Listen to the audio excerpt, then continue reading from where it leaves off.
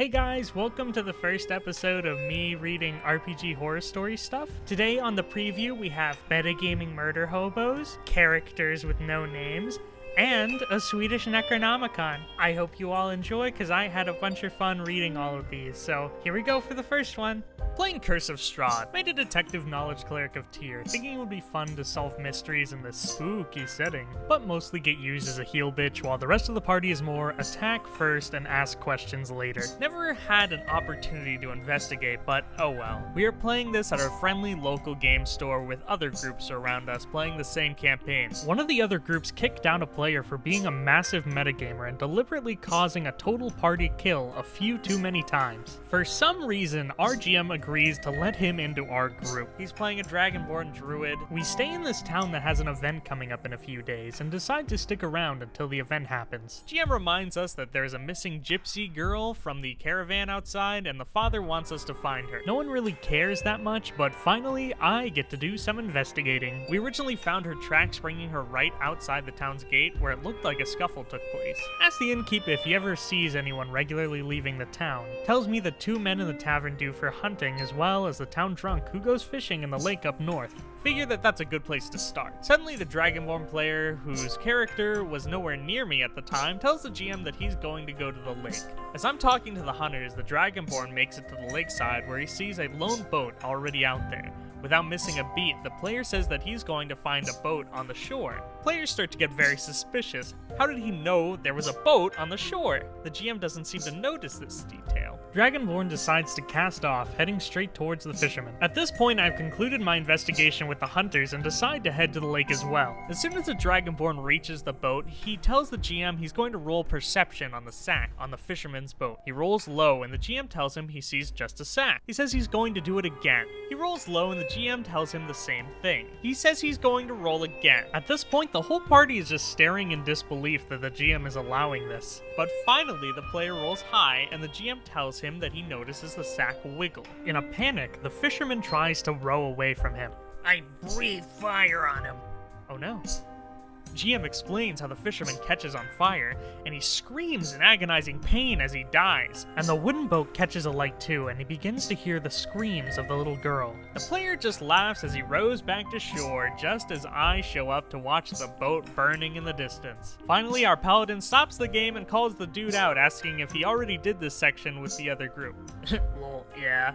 The GM realizes what a fucking idiot he was, and instead of kicking the guy out, he just tells him not to metagame again.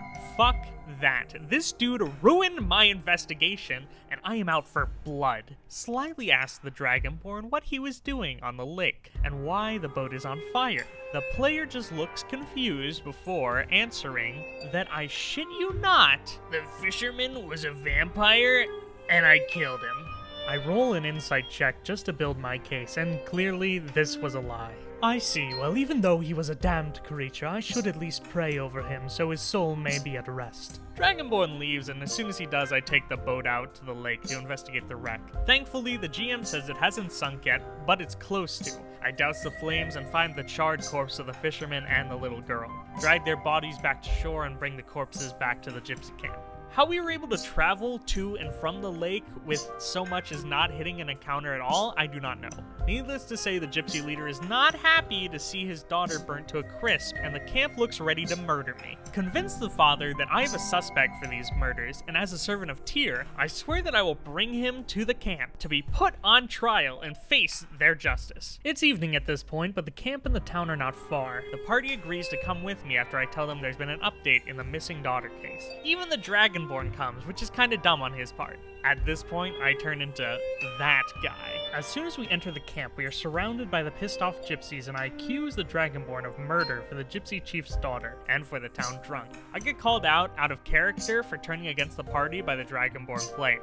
I explain that my character is an investigator and a priest of Tyr, and that his whole shtick is to solve crimes and to see justice done to wrongdoers. To ignore a case this severe would be going against his god. GM allows it. Cast speak with dead on each corpse to call them up as witnesses. Pretty much the drunk just tells us that he kidnapped the girl because he thought that she would be good luck fishing, and the Dragonborn set him on fire as soon as he was found out. Little girl pretty much mimics this, except she didn't see who set her on fire, being inside of a sack and all. Also a little sad moment of her dad crying over this. At this point, the gypsies are ready to kill the Dragonborn, but I am able to convince them to let him tell his side of the story before a decision is made. Dragonborn turns into a hawk and tries to fly away. He has 1 HP. He gets shot down and reverts back to his true form and falls to the ground. Gypsies proceed to stab him on the ground till he dies. Father gives me a bottle of wine for my help, but tells us that he never wants to see my party again. Dragonborn player leaves, pissed off for team killing. I feel like I did Tyr proud. This is a good story. I really like this one because this guy got his revenge back at the player without having to metagame at all. The character was just so stupid that he gave away all the details he needed in character. And it's just great when someone as dumb as this gets punished for acting like this at the gaming table. I can definitely say I don't think that character will ever be missed. Running a 5e one-shot of my own design at the local gaming club. The game is a simple, heroic, site-based dungeon romp aimed at new players. The only rules applying to character creation is they must be level 1, made with standard array from the player's handbook, and that they can't be evil. One kid brought this to the table. The character presented was a level 5, chaotic evil fighter with the following description: multiple personality disorder and psychopathy. Those were the only 2 described traits. No other characteristics of any kind, no appearance, nothing. The character also had 18 and 2 abilities, strength and con, and a notable lack of a name. When I asked about the last part, the kid thought deeply and then named his character Fumin Heiter.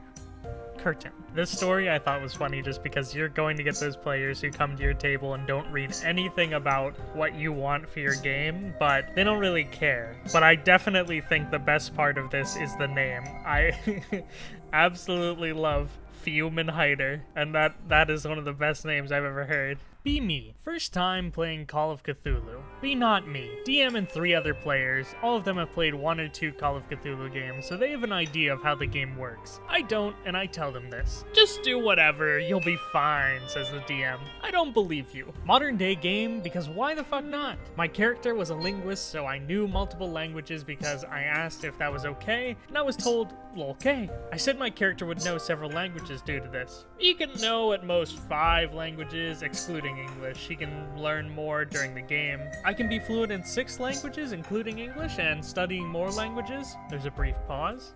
Yeah, why not? Thank you.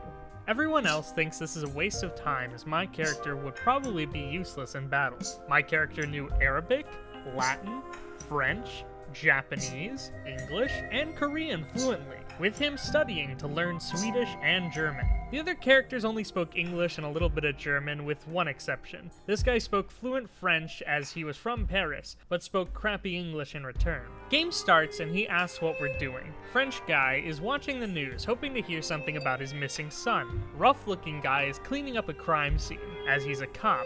Final guy I actually remember being called Daniel, so we'll call him Dan for short, is looking up some articles on the internet about mysterious shit that's been going on around town. My character is in a library studying more German. DM demands that we all meet up, despite none of us knowing each other in game. I roll my eyes because it's not really something my character would do, but whatever. We decide to meet up at a local pub, because the DM basically said that all the streets were too dark to do anything else. We introduce each other.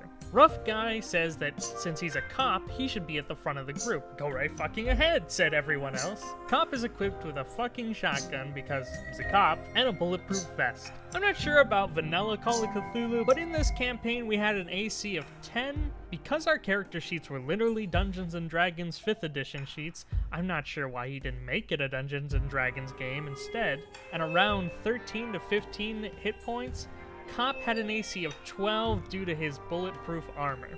French guy had a normal handgun, Glock if I remember correctly, and nothing to bump up his armor. But he's proficient in medicine, so he can try and heal us in case we go down. Dan's character was a chef pre-game, so we agreed on him being able to cook for the rest of us to keep our morale up. He didn't have a gun, but he had a kitchen knife. My character had no weapons whatsoever, instead having a sharp mind.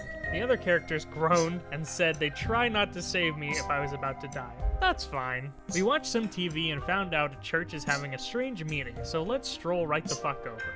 Cultist meeting. Of fucking course, said everyone present. We beat down 4 cultists heading there and steal their clothes to blend in. Cultist leader is having a 10-minute monologue, during which time my character was studying more German. Cultist leader then says, in Arabic, Now, it is time to summon our mighty lord, the demon of hell.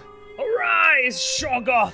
Me. Since I know Arabic fluently, can I warn the others about this? DM says, sure, why not? I turned to French guy and asked to borrow his gun. For what? Unless you want to die, give me your fucking gun. Okay. My character hasn't even shot a gun before, so I had disadvantage. Again, not sure about normal Call of Cthulhu, but this game was basically Dungeons & Dragons in Call of Cthulhu format. Natural 20 and natural 18. Well, you fucking hit him. Roll for damage. Damage was, for some reason, 2d10 plus 5 for a handgun. What the shit? I ignore it and manage to blow the leader's brains out, drop the gun, and dash the fuck out. DM, wait, you're not staying? Me. My character just killed a man. Why the fuck would I stick around? DM, The rest of us escape in the ensuing chaos, with the French guy lighting the place on fire with a Molotov, because why the fuck wouldn't he have one? That ends session 1. Session 2, aka the one where I get kicked the fuck out, went like this. Right after the church burns down, our characters decide to go full nope.avi and make a dash for the bar. When we get there and discuss how I just killed a man, and why the fuck would I kill him? Me. Because he was about to summon a Shoggoth. How do you know that? Are you a cultist? Me. I am a linguist. I speak Arabic fluently. DM rolls his eyes at letting me speak Arabic fluently, but I ignore it. We search the town the following day and group up at a library. I was literally sleeping there, so the others come there to find me in a panic. What's wrong? Asked Dan. I'm searching for a book, but I can't find it. What's the book look like? Asked the cop. Black, dark brown, written in Arabic. Oh, this one? French guy asks. That's the one. I take out a lighter and burn it. Bye-bye, Necronomicon. DM says, did you just fucking ruin the Necronomicon? Well, I speak and read fluent Arabic, so I knew what it said. The DM says, but it's not written in Arabic, it's written in Latin. I still know that. DM says, I mean Swedish. My character still knows that language enough to realize what it was. DM says, can you stop fucking ruining my game and get the fuck out? At that point, the library roof caved in and killed me. The Necronomicon was magically unharmed, and the game went on without me. Found out a few weeks later that they had lost 11 characters, excluding me, over the course of 3 sessions. None of them had learned Arabic, because whenever they would try to, the DM would just say, rocks fall, you die. Needless to say, none of them like that DM anymore. There is so much wrong with this game, but I think my favorite part is just how many times the player was able to catch the DM off on something, making him switch the Necronomicon's language 3 times to finally land on Swedish, which he still knew. I just think that that's amazing. Especially the concept of a Necronomicon being written in Swedish. Well, that's all the stories that I have for today. If you guys happen to like this, feel free to subscribe because I will be making a bunch more of these. Thank you if you got this far in the video. I love and appreciate you all, and I hope you have a wonderful rest of your day. Goodbye!